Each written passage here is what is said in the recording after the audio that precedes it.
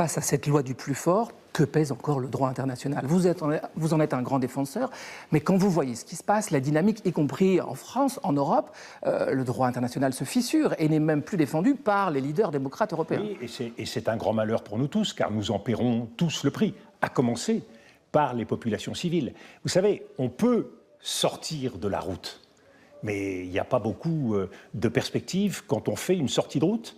Tôt ou tard, il faut revenir dans le droit chemin, parce que c'est protecteur pour tous.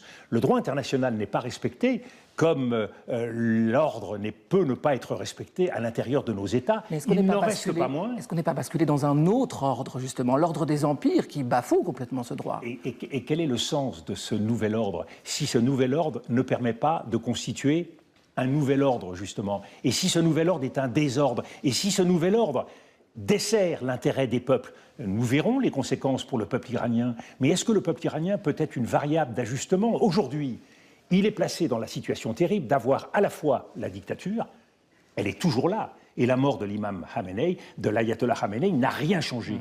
Et en plus, il y a la guerre. Et le risque, c'est qu'il y ait non seulement la dictature et la guerre, mais aussi peut-être un jour la guerre civile ou une désagrégation du pays lui-même. Donc vous voyez bien qu'on ajoute des problèmes sans apporter des solutions. Et c'est en ça que le fantasme de la force, l'idée que par la puissance on peut tout, eh bien je l'ai dénoncé dès 2002, c'est une vanité. Il y a une impuissance de la puissance quand il n'y a pas d'objectif politique, quand il n'y a pas une action collective qui est menée. Et c'est en ça que l'Amérique est une source de déstabilisation aujourd'hui pour le monde. Et c'est en cela que les Européens, plutôt que de dire le droit international est à remiser et aujourd'hui il ne vaut plus, devraient s'accrocher à ce qui constitue l'héritage historique de notre civilisation. Nous avons appris qu'il n'y a pas de vie collective commune en dehors de la règle de droit. Et donc, sauf à décider que demain, on pourra se tirer dessus librement à Bruxelles, à Paris et partout dans le monde,